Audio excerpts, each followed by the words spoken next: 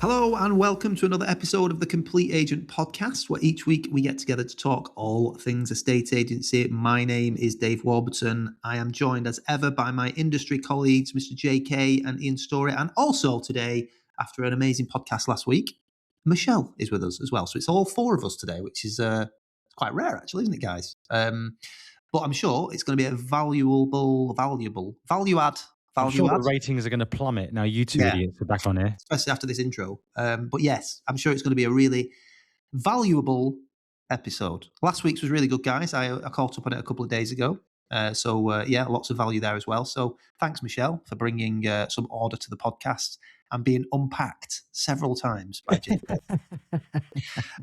Right, as always, let's start with the usual tradition. How's your week been? Let's go to you, Michelle. My week's been good, varied. We have been working on our social media presence at TCA. So I have done lots of planning and preparing of social posts. So that's been good. And I've done a few follow-ups with my coaching clients, just keeping them accountable for the things that they're working on. So it's been a varied week. Good. And you, Ian Storey? Good week, yeah. Good week, mate. No fallers. A few nice listings. What was that? Sorry. I have to. What was that? No fallers. Good. It was good. A good week. You finished? You went very high pitch. We really missed you last week. Are you ready? Oh dear. You all done there? Start again, Ian. Thanks. So we've had a couple of, I think probably 4, 5, 6 good listings. A couple of £1 million. Nice one at 9, nice one at 7, nice one at 6, nice one at 5. So some really nice listings from me and Matt. A few nice sales agreed as well. Phil agreed a cracker yesterday, just under 1.5. That's been sticking for ages because it's on a really busy road. But he's done really well. I think they started their offer below 1.4 and it's agreed at just under 1.5. So he's got him up 100 grand. And then a couple of other smaller, cheaper sales, but still nice gold dust stuff. We had our new valuer, Vicky, start yesterday. So she came out with me on a couple of appointments. I think she's going to work out really well. So all good. Also, our mortgage, we've started a mortgage brokerage, which is going well. We'll get some good leads over. So we're just sort of putting all that in place now with the branding. And we're going to launch that fully on social media in probably the next couple of weeks, I think. So really, all good from me as it stands. Our issue currently is the time it's taking to get stuff exchanged and completed. The pipeline is great. We must have one of the best pipelines in the industry, but the time, my God, to get stuff exchanged, this first 5 months has been really, really slow, and definitely lower on cash than I would have liked. Things are just taking so long to get through. But, that's, I think, an industry-wide problem that we're all up against. I'm not really sure what can be done about it, but overall, I think the headline is that we're in a good place. We're about to launch our Knutsford office as well. So we're moving into a new area, which is exciting, really nice high-value area locally that we've not done much in. But we've got a little office there, and we're going to push into that new area soon as well. So, yeah, all good, mate. All good. How about you, JK? Okay. We've offered a role to our new home stylist as well, and we've got the weekend role sorted as well. So we've got 2 positions filled now moving forward, which is really good. The sales wise, in the last week, we've done sort of 3 deals, which is okay. I'm happy with that. Good end to May. I mean, we didn't actually sell a huge amount in May. In the end, I think we just about ended up on double digits, but I mean it was 6 figures into the pipeline, just simply because of the obviously level of sort of fees that you're dealing with. It all slots into the pipeline nicely. So I think we ended up on. I was just looking actually now while I was talking to you, hence why I was stuttering. 11 deals in the end, but average fee like well into 5 figures, so. It actually looks really, really healthy on paper. 11 deals wouldn't have been great 7 or 8 years ago, but no, pretty happy with that. Take-ons has been pretty good. We've not really put anything on at the upper end recently. We haven't had that many vowels, disappointingly, really, at sort of 1.5 plus. But we've got One just signed up at 950, another one 850, one at 650, one at 750, one at 6. So all decent fees, upfront fees as well, and some really good stock actually. One of them is, well, two of them actually. One's on the best road in one of the best villages. Another one's on one of the best roads in Bedford at 950. We sold next door. Maybe we can unpack it a little bit today in today's podcast. I know you like a bit of unpacking, Dave. But yeah, they saw us doing the take on for next door, and they obviously ultimately saw we'd sold it and had a chat with our client as well. But it was just, I was just going to go into, without diving too deep into the detail just now, that when we did the sort of listing, they saw the van turn up with the home styling team. They saw the photographer. They saw me filming out the front. They saw the drone go up. They saw stuff coming in and out of the house of the van. Then also they'd noted they'd seen people for viewings and stuff as well. They saw they'd seen a brochure for next door. Like she said yesterday when we were talking, I was talking to the couple, and they were like, "You just seem to do so much." They were on the market 8 years ago, and all they got was pro photos. So somebody was in and out in 30 minutes, and a Rightmove listing. And then just to see the full works that went on, they were really impressed. And it's a great house to have. The slight annoyance is we're going to have to bend slightly on fee and come down from 2. But it's not a bad place to be when you can sort of shake hands at maybe 1.75, 1.8 plus VAT, to get a house at roughly £1 million on one of the best roads in the town that you know is going to sell. You know, at the end of the day, we're not talking about doing 0.7% or 0.8%. You know, we're still going to get upfront fees, still going to get an amazing fee out of it. But you set your benchmark at a certain level, and I'm already double what the average fee is locally anyway, if not more in some cases. So, but yeah, I mean, overall, great, great week. You know, it's not been, I think, just to be real, we haven't been rushed off our feet, busy as a business, with inquiries and sales. I think the half term in the last week slowed things down for us with the really hot weather. And speaking to a few agents across the country, people have found similar. But again, you put one of those listings on, they're sort of generational listings at the right price, the phone soon starts to ring. But yeah, overall, pretty pleased with how things are going. And David, I know you've been waiting there with bated breath. I have indeed. Thank you, JK. Yes, so far so good. It's been a good year. Brilliant, thanks, Dave. Right, we're going to talk. Last month was really good, really good. You'll be pleased to know, JK, we're only negotiating 4 offers. No, right, okay, you switched it up. Offers. Since I called you out the other week. Yeah, 7 offers. The people are still waiting there by the phone, waiting to be called back. Dave Warburton guy, he's not calling me back. So yeah, 4 offers we're negotiating. And to be quite honest with you, all 4 of them are challenging. They're not near where we need them to be. So nothing agreed on those. But we did agree 3 sales last week as well. Gold dust stuff, we agreed one at 515, another at 750,000, and another one at 800,000. So, you know, a good week last week on sales, and we've got 7 in photography at the moment. Weather is proving challenging this week. I was obviously away last week, and it was cracking the flags over here. So yeah, it was hot over here, but this week has been an absolute washout. So we've had to cancel 3 take-ons this week, which has put the diary back.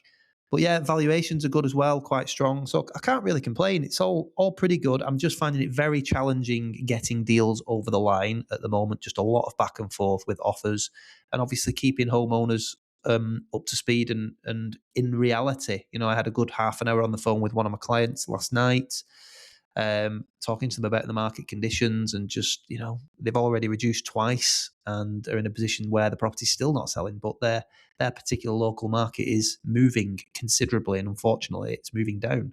So yeah, just having to keep in touch with clients more than ever, and yeah, being really tough on negotiations. But overall, it's been a good year, and the last month was good as well. So fingers crossed we can continue in that vein in June. Perfect. Right. So we were going to talk about what today, Michelle? You had today's topic lined up. So Yeah, I you did. introduce it.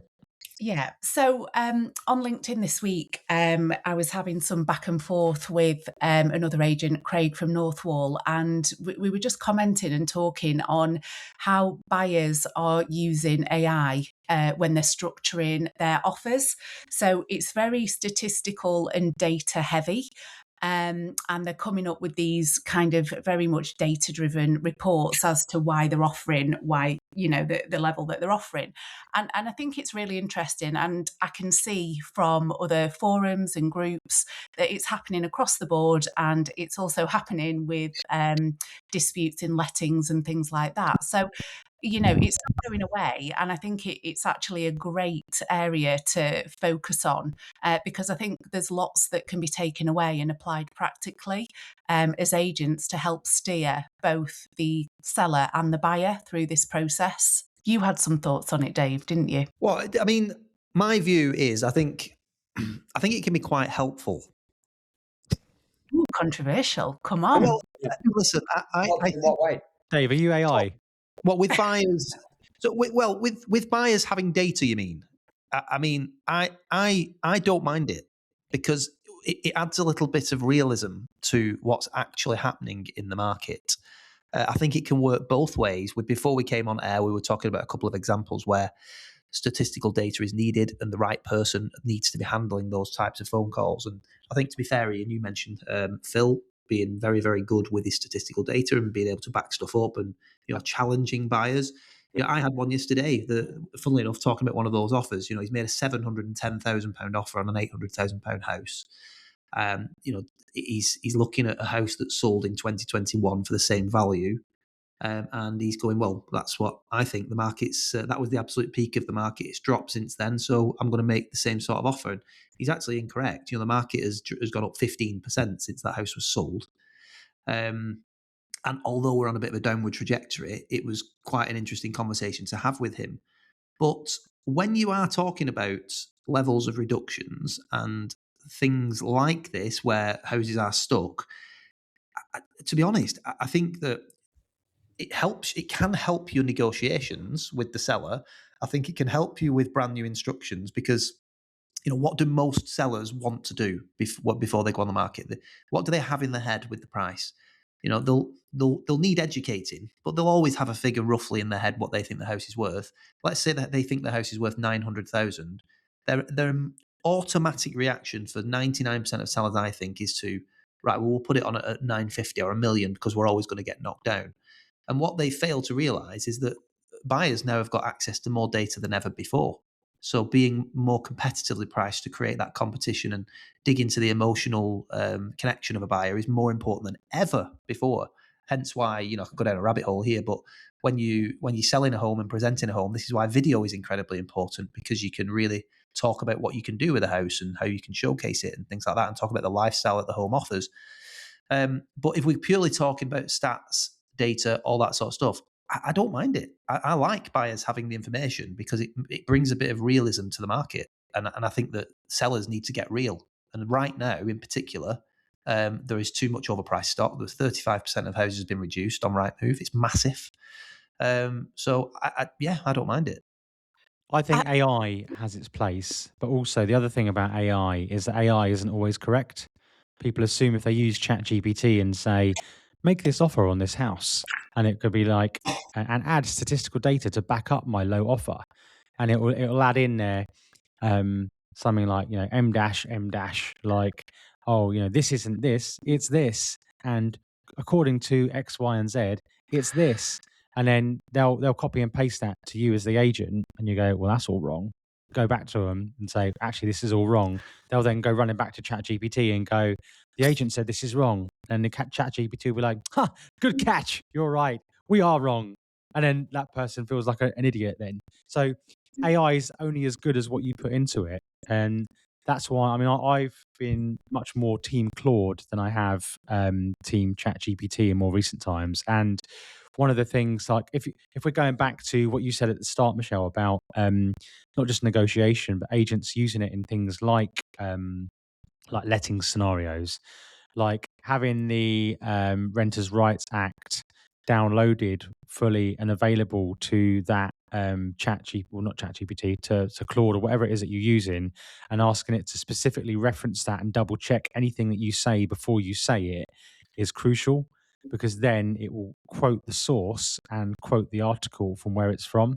So it's very important what you, and I love AI. I mean, me and Dave have talked about all the AI tools that we're using at the moment with enabling us to write emails quicker, get back to clients quicker. My proposal process that I've shared with you guys as well, in terms of how much quicker I can put data together and analyze statistical data and get to the numbers I need to.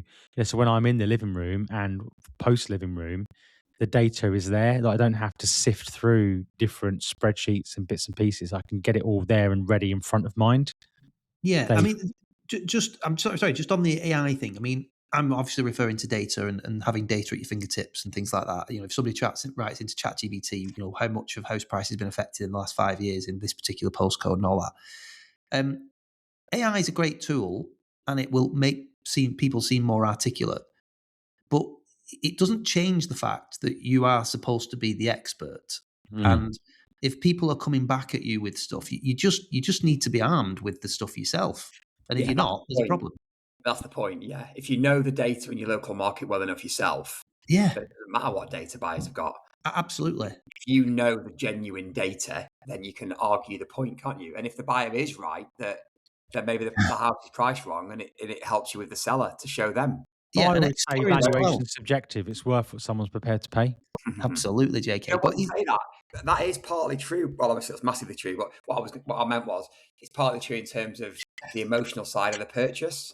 yeah, So if they really, really, really want it, then, as we all know, emotion beats logic. of course it does.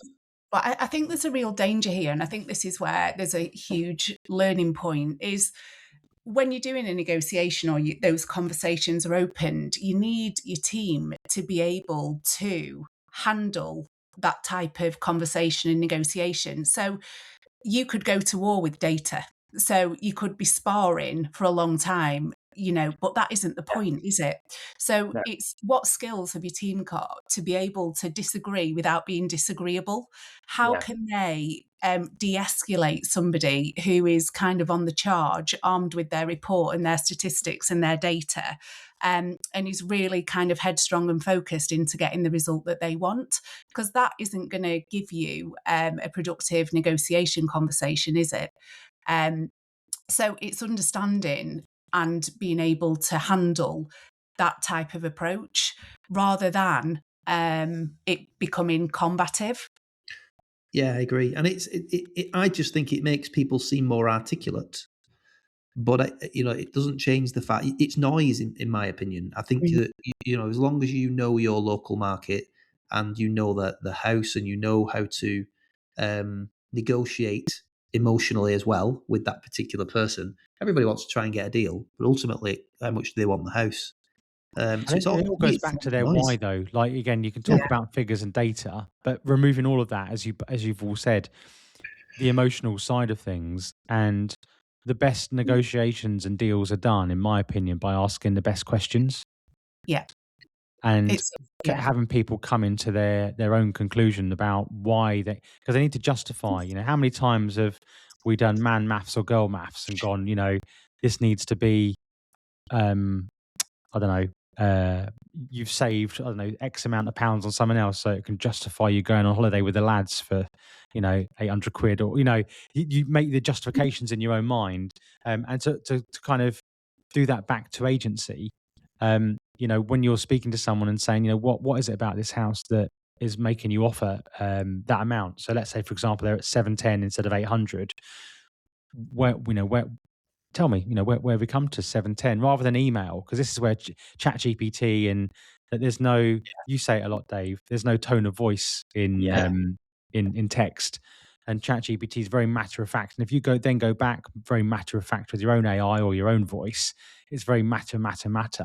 Whereas there's a great invention, and a lot of people have got them now. They're called phones, and you could pick it up and speak to a person at the other end. Yeah, so true. Have a conversation with it, because everyone's I even had to say this to one of my team the other day. An inquiry came in, and I was like, "Are they booked in?"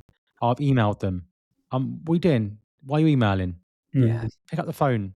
Pick up the phone. Like, they've just emailed though. Yeah, and they must be by their phone then. Ring them, and if they don't answer, then you can email or WhatsApp or whatever. But anyway, going back to the whole point of what I was about to say, with the offer, you know, just tell me a bit about where you got to 710. And they then start saying, well, Dave, they've dropped by 15% in this area and blah blah blah. And then you can then, like you quite rightly said, Dave, actually prices have gone up 15% since they bought it. And if you look at the data for when we actually valued this house, we actually put together a full data set about where it sits in valuation. And actually, I think you'll find that the data supports nearer 8 than it does 710. And then you can then use, if you really wanted to, the spread. I put obviously the spreadsheet together of the transactions that are available there. Show the data to the buyer and say, look, this is the data that supports the valuation. Let's have a conversation about where you are, where they are, and where can you get to, and why is 710 on the table? What have you seen elsewhere that's brought you to a £710,000 offer? I think there's also a concern as well from buyers that they're going to be paying too much in this market, and they're worried about negative equity as well. I think there's a genuine concern for a lot of people because of what's happening. So again, whenever we put forward a low offer, sometimes you've got to empathise. Obviously, sometimes you get derisory offers, but when I speak to homeowners, you often say, look, it is low, but these are probably the reasons why we're looking at such a low offer, because we are in a bit of a market that's trending downwards at the moment. There's a lot of my local areas at the moment trending downwards. I think most are. There's the odd anomaly, but I think buyers, justifiably so, are concerned. They don't want to overpay. I mean, look at people who overpaid in 2008 on Northern Rock mortgages, where they ended up. So there's a little bit of that, and as we've talked about in the past, I think the market still is suffering a bit of a recession type feel to it. And you've got to be, I think buyers have got to be careful. But again, it comes down to the why, as you've said. I was with a client yesterday showing them around a big house that we've got for sale, and they were walking around and he was sort of saying, I like this side of the house. It's about an acre of ground. He was like, I like this side of the house. I'm not keen on this. I'd have to do a lot of work here. And then he's gone inside and he said, I don't like the style of it, and it's going to need a lot of work. I'm going to need to do this. There's probably £350,000 worth of work here. And I'm like, is there, or are you just using this now to try and get a better deal? So, tapping into his emotions, we sort of said, right, we'll take the number away. Is the house the right size? Is this shell the right size? Yes. Is the location right? Yeah, 90% right. I prefer to be a little bit further down the road, but this is the only house in the area available. Are the grounds right? Yeah, good size, perfect land. I've got great views. Just need to do this, that, and the other to it. Well, fast forward now, 12 months. You've done everything to this house. You've done everything to the house. You sat in it. Are you happy? Are you content? And he was like, oh yeah, definitely. I can see it. Right, well, now let's put the number back. What's the number? What does the number look like to you to get you in this house? Because it's not going to be £350,000 off. So we can stop that conversation. What does it start with? Let's be sensible. So we started having conversations then about price. And it was nowhere near where the homeowner wants to be right now. But he's already told me all the things that he wants to do in that home. And he's envisaged himself living in it in 12 months' time. So I now know exactly what buttons to press. And he's full of data. He was full of data, telling me all about the market. And then he was telling me how much he would need to spend on it. But the other 3 people that I've got viewing it next week probably won't need to spend as much as him. So I can use these as leverage to get where we need to be. So all the data that he's proposing and the numbers that he's proposing are bullshit, to be honest with you. It comes down Can I just say on that, Dave, as well, like having that offer and that feedback and giving it to the seller, getting an offer and using it and giving it to the seller is great. Because what's that saying? If you don't get any viewings, the sellers blame the agent. If you get bad offers, they blame the market. Well, do you know what, JK? This particular house is on at 1.25 million. And I was the lowest of 3 valuations. And I felt it was top it based on the fact that it probably does need a level of work doing to it.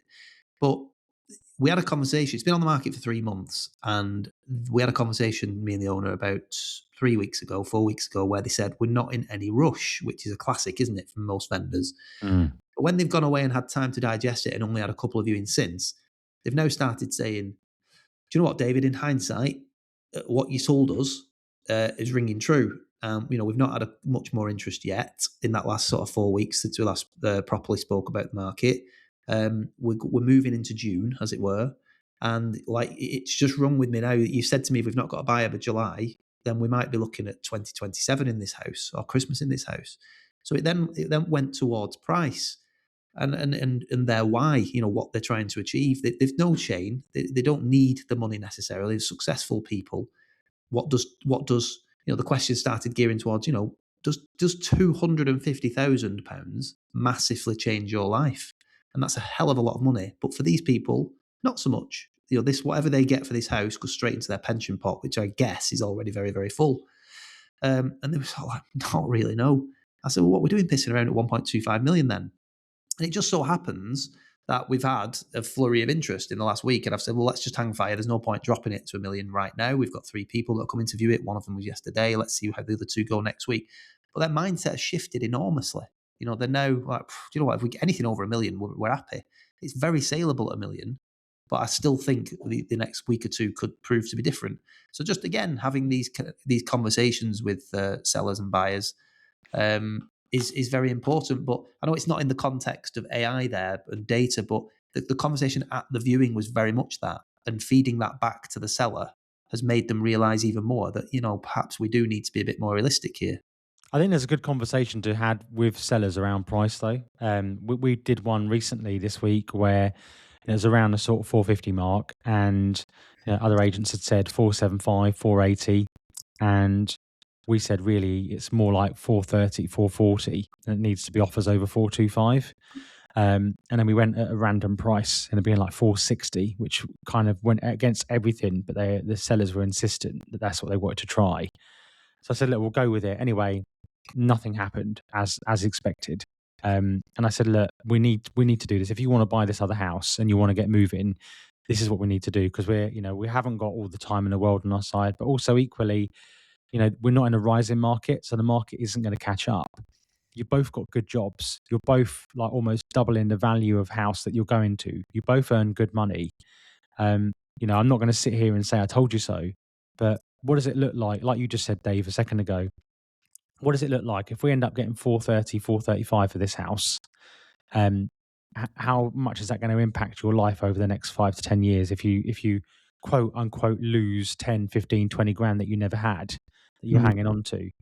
And she sat down, thought about it and said, actually, no, you're right. Yeah, let's just do it. And then we changed the price. 7 days later, it's sold. They're moving forward. They're buying the next house, and we're moving on. But sometimes there's a real skill in having that emotional intelligence and, again, tone of voice. If you sit there like a keyboard warrior on WhatsApp or on email, or just ignoring the client, things aren't going to change. But you need to be able to say, like, you need to change the price. I'm the expert, and this is what I do, and your price needs to change. You can be around the bush all you want and blame the market, blame Iran, blame the mortgage, blame Brexit, or whatever it is. But the reality is, change in price. If the marketing is right, then it's the price. Yeah, I think these are really valid points, and it's definitely reflective of the market we're in, and also kind of the other agents that we are talking to around the country. I know everybody's experiencing the same thing. I think to just bring it back to the AI and what can practically be done to help, I think it's back to basics. I mean, this isn't reinventing the wheel. It has to be that it goes relationship focused and not transactional. So the more kind of relationship building that the team can do throughout the whole process, it's then really hard to make a negotiation back to transactional when you've already got a relationship. So you can't be an arse to somebody that you actually genuinely like and have got a rapport with. It doesn't work that way, does it? So to kind of negate and get over these things that are happening in the negotiation, it starts from day one of the kind of client relationship to both seller and buyer. So I think the more focus that can go into that, the better. I think secondly, when somebody does come armed with all that data, it's making sure the people that are receiving that call can handle it in the right way. And I think some diffusion techniques can be really powerful. So often if somebody's coming in quite kind of formal, data-driven, bordering aggressive sometimes way of putting their offer forward, the first step is diffusion. And that can be as simple as, thank you so much for the offer. I really appreciate that you've taken the time to do some research, and, I can see that this is important to you. Um, that that type of statement can really just take the wind out of someone's sales and stop it going straight to day-to-day combat, because that isn't productive. Um, the other thing, which I know you mentioned, Ian, is to have your own market data and know it, but Yeah. say it in the right way. This can come across as you being a right knob, if it's said in the wrong way. Well, actually, the data says that, and you're wrong and I'm right, and that is not the type of scenario you want to be in. So getting the team to be able to relay data in the right way. And that might look like, I understand why you've got that picture of the market. It can be really nuanced and confusing. How we do it is, and this is what we know to have happened, X, Y, Z. If you want me to send you some more information on that, I'm really willing to do it, because I know how kind of confusing it can be when you're not looking in the right places, So it's how you say it, and tone, as you said, JK, is also really important. I think what you're saying as well is spot on there, Michelle. And what backing up what you're saying is just a great show. I mean, it's an obvious thing to do, but I don't think a lot of people will do it. Like being really nice about it and saying, "Let me send you some stuff about showing you about the local market conditions," because a lot of what people read and hear is national based. Yeah. The Rightmove property house price index is the same. It's very national. I mean, yes, it does regionalise, of course it does, but it doesn't break down the narrative in your very local area. And that's why we use different types of data to really showcase the very, very local area. Because, I mean, a great example is where I am. There's an area called Lostock where I am, and it's right next door to another one called Heaton. The contrasts in house prices it's unbelievable. Like Lostock has come down 20% in a year, which is horrendous, really, but real. And people in Lostock need to get real. Just you are literally talking half a mile down the road, Heaton, slightly different postcode, but an extension of the same road. Even that has come down about 3%, nowhere near, and the activity's better. So when you read Bolton's statistics, the property market's gone up over a 12-month period. So people will say to me, well, house prices have been going up, haven't they, in Bolton? I'll say, well, not really. Let's look at the real data. BL64, where you live, we've actually come down 20%. It's one of the worst affected areas in Greater Manchester. Did you know that? Have a look at this graph. This is all land registry data, completed sales. And that's obviously, majority of the time you're working with sellers. But I think you've really touched on a good point there. Tone of voice is really important, but diffusing the situation and thanking that person for coming forward with something that's quite strategic and acknowledging what's happening and saying, I can understand why you might be being cautious and why you're worried, but let me educate you on what's actually happening in the local market here. Yeah. I'll show you exactly. So that house, I've had a house that I mentioned before, so it's on 800,000. They've offered 710, and he automatically thinks that the market is worse now than it was in 2021, and it's significantly better. And that's the conversation I had with him yesterday. Same sort of thing. That actually the market's gone up. I can show you that. I don't want you to be buying something that you've no confidence in, but let me show you why. And he also didn't know the circumstances behind the seller of that particular house, whereas I do. It was a private sale between father and son, and naturally it doesn't reflect anywhere near market value. So he didn't know any of that. And again, there's a couple of things. If that had all been done over email, that guy would have probably just walked away. Or if that's exactly what he thought the market had done, he probably would have just walked away if it had been flat rejection. But the conversation steered towards what has actually happened in the local market, the circumstances behind that sale. We want you to have a level of confidence buying this, and here there are stats to back it up. So I think you're absolutely spot on. It's how it's handled and the tone of voice that's used with it as well, and the empathy that you need to have with buyers in this market, because a lot of it's not all piss take. It's not all piss take. A lot of it is through fear. And I think you've got to respect that, and your sellers have got to respect that too. Yeah, I agree. I think you do have to handle the buyer conversation very empathetically and strategically, and you also want to lead them to where you need them to be as well. But you can't do that without doing the other stuff first. You have to deal with the emotion before you deal with any logic. Yeah. So I think that's really a key takeaway for people in this age with, data so readily available. Of everything we've talked about on this podcast for the last 30 odd minutes, that is the takeaway that you've just given there, the last 5 minutes. Yeah, Available every week. I really believe it. Like you've said, that initial response to a derisory offer needs to be handled carefully, because your natural reaction, mine is when I see one, I'll fuck off. What is that? One of the girls reports an offer, like, we've got an offer on Sheepfoot Lane, it's on at 900, it's 760. And my immediate reaction is, tell them to fuck off. Well, then you pick up the phone and go, hi, John, thanks for your offer. Really appreciate what you've said and the reasons behind your offer, but it's not quite where we need to be. Like that, John. So yeah, honestly, it is. I think it's absolute gold, that, and take your emotion out of it as well. Like I've just said, the anger initially comes through. What a waste of everyone's time. Why have they viewed it? Why has the seller tied it up? And all that sort of stuff. Why have we sent a viewing representative there for the last hour? It's a waste of everybody's time, and you're coming in with that offer.